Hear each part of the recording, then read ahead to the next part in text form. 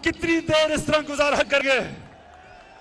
धमकियां मिल रही हैं कि इस साजिश का हमें पिछले महीनों से पता है कि ये साजिश हो रही है। ये जो मैं आपके सामने बात करने लगा हूं, ये मैं आपको बता दूं कि मैं बड़ी कम तकरीर लिखता हूं, लेकिन क्योंकि ये बात एक ऐसी है कि मैं ये नहीं चाहता कि मैं जज्बात में आके कोई ऐसी बात कर दूं कि हमारे मुल्क को हमारी फॉरेन पॉलिसी इफेक्ट उससे हो जाए। तो इसलिए मैं जिम्मेदार होके बड़ा ये तकरीर लिखी और मैं आपको एक एक जुमला बताता हूं। अब जरा आपने गौर से सुना है। हमारे मुल्क को हमारे पुराने लीडर्स की करतूतों के हाथों धमकियां मिलती रही। सुनते रहे, हमारे मुल्क को हमारे पुराने लीडर्स की करतूतों की वजह से धमकियां मिलती रही। ये सुने अगला, हमारे मुल्क में मुल्क के अंदर मौजूद लोगों की मदद से हुकूमतें तब्दील की जाती रही। समझ गए? अपने लोगों की मदद से हुकूमतों को तब्दील किया। भुट्टो, जुल्फिकार अली भुट्टो, उसने जब मुल्क को आजाद फॉरेन पॉलिसी देने की कोशिश की, जुल्फिकार अली भुट्टो, मेरे उससे बहुत इख्तलाफात होंगे लेकिन मुझे उसकी खुददारी हमेशा पसंद थी।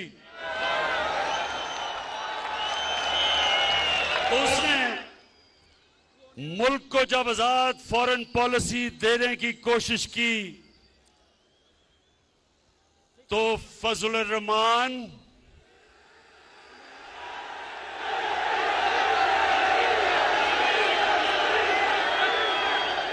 और भगोड़ू नवाज शरीफ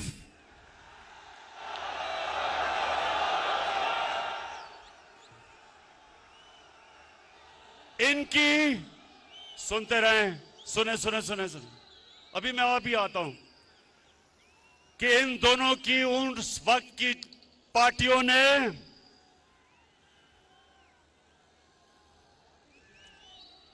जुल्फिकार अली भुट्टो के खिलाफ तहरीक चलाई और आज जैसे हालात बना दिए गए मुल्क में,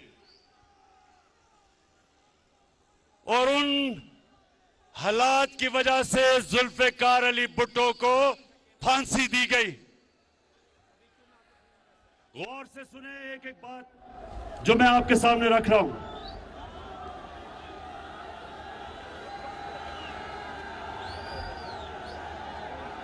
देखिए, ये सबसे अहम चीज मैं कह रहा हूं तो स्पीकर से उतरें क्योंकि लोगों ने सुनना है।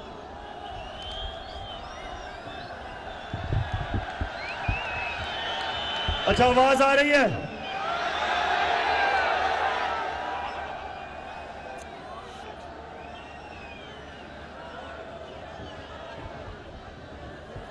जल्दी इसको ठीक करें। स्पीकर से उतरो, उन्हें आवाज नहीं आ रही।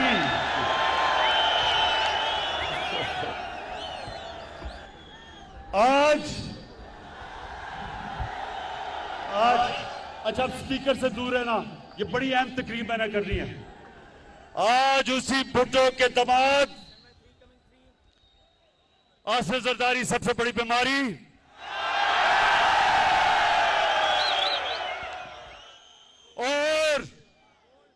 और उसका नवासा कम पे टांग रही हैं। दोनों कुर्सी की लालच में अपने नाना की कुर्बानी को बुलाकर इसके कातलों के साथ बैठे हुए हैं और उनकी वकालत कर रहे हैं। यानी शर्म नहीं आती कि सियासत तो करनी है नाना के ऊपर, और जिन लोगों ने उसको फांसी दिलवाई थी अपनी कुर्सी की खातिर उनके साथ घुसे हुए हैं दोनों अंदर। शर्म करो, शर्म करो।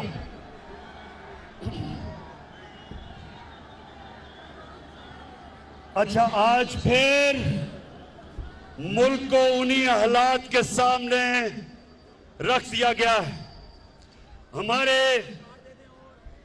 अब ये सुने, हमारे मुल्क की जो पॉलिसी है, फॉरेन पॉलिसी, उसको मड़ोड़ने की कोशिश बाहर से की जा रही है। बाहर से हमारे मुल्क की फॉरेन पॉलिसी को मुतासिर किया जा रहा है। इस साजिश का, अब सुने, ये शाह महमूद, उधर उतारो, उधर आवाज नहीं आई। हाँ, शाह महमूद को पता है कि इस साजिश का हमें पिछले महीनों से पता है कि ये साजिश हो रही है, महीनों से। ये जो आज सब इकट्ठे हो गए हैं, ये जो आज कातिल और मकतूल इकट्ठे हो गए हैं,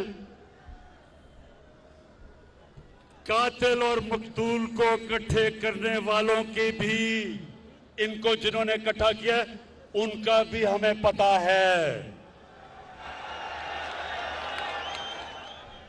लेकिन आज वो जुल्फिकार अली भुट्टो वाला टाइम नहीं, वक्त बदल चुका है। वक्त कैसे बदल गया है पाकिस्तानियों? एक अंग्रेजी में सेइंग है कि you only cross the river once, मतलब कि जब आप दरिया पार कर रहे होते हो तो वो दरिया नहीं रहता, वो पानी निकल जाता है, वक्त निकल जाता है। ये नया टाइम आ चुका है और ये है सोशल मीडिया का जमाना। कोई चीज नहीं छुपती।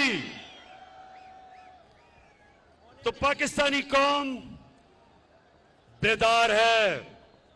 हम किसी की गुलामी कबूल नहीं करेंगे।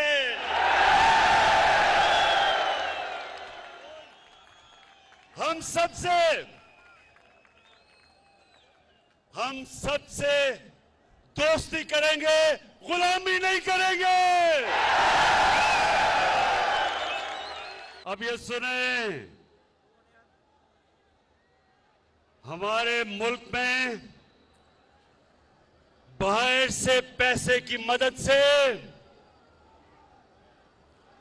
हुकूमत तब्दील करने की कोशिश की जा रही है। पैसा बाहर से,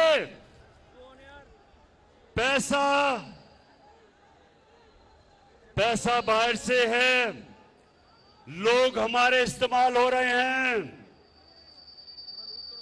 ज्यादातर अनजाने में, लेकिन कुछ जानबूझ के ये पैसा इस्तेमाल कर रहे हैं हमारे खिलाफ, और वो मैं अभी आगे बताता हूं। पाकिस्तानी कौम ने,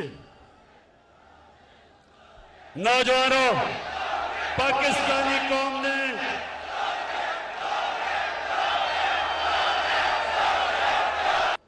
ये फैसला करना है कि वो बाहर के अरबों रुपए लेके हुकूमत के खिलाफ साजिश करने वाले गुलामों को कामयाब होने देंगे। मैं यही इसलिए आपको आज बुलाया था मेरे पाकिस्तानियों, मैंने आपको बुलाया इसलिए था, जो एक डेमोक्रेट होता है वो अवाम के पास जाता है, वो किसी के पास झुकता नहीं, हाथ नहीं फैलाता, अपनी अवाम के पास जाता है। हेलो, हाँ शाबाश। और उसको स्पीकर को सही रखें क्योंकि आवाज नहीं आती। अच्छा जी, हमें पता है कि किन किन जगहों से बाहर से हम पे दबाव डालने की कोशिश की जा रही है, हमें पता है। लेकिन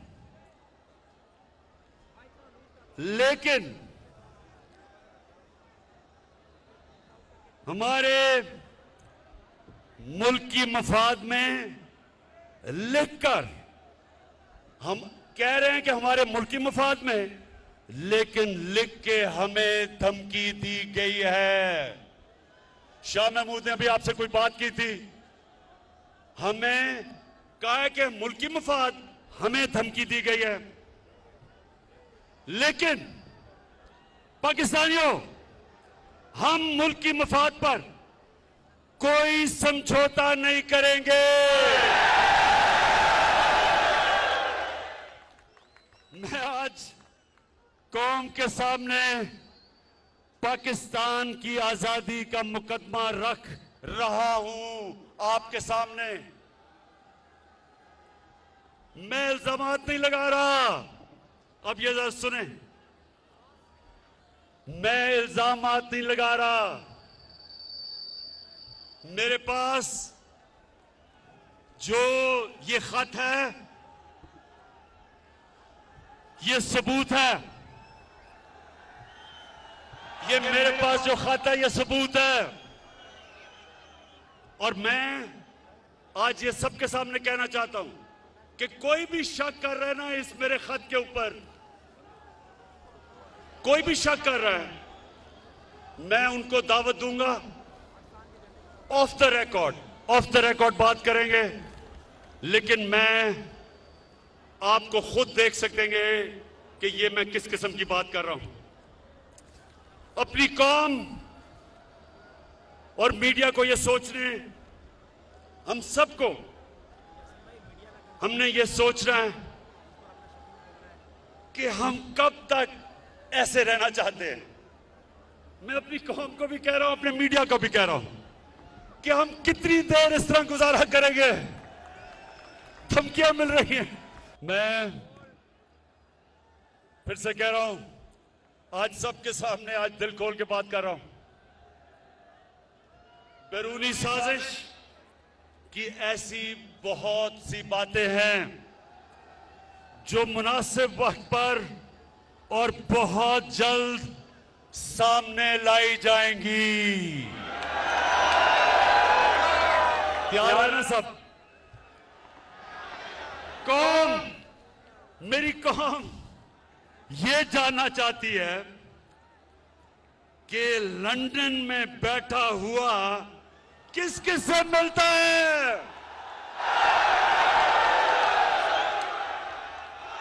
फिर से ये जो गोल मोल गोंगलू किस किस से मिलता है लंदन में बैठा हुआ, और पाकिस्तान में बैठे हुए किरदार किसके कहने के ऊपर चल रहे हैं। पाकिस्तानी किरदार किसके कहने पे चल रहे हैं? आपको अंदाजा है किसके कहने पे चल रहे हैं? बताओ।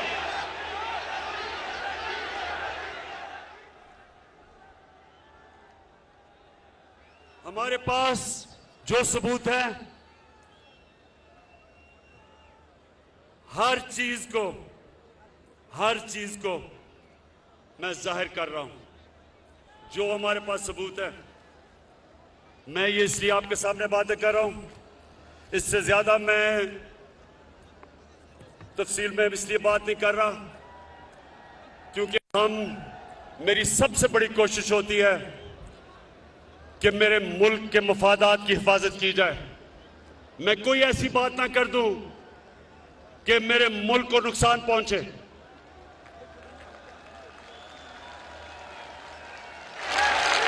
इसलिए मैंने आपसे पूरी बात नहीं की, नहीं तो मैं वो बता भी सकता था।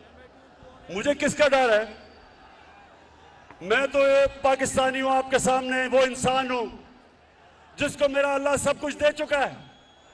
मुझे तो कोई इंसान कुछ नहीं दे सकता।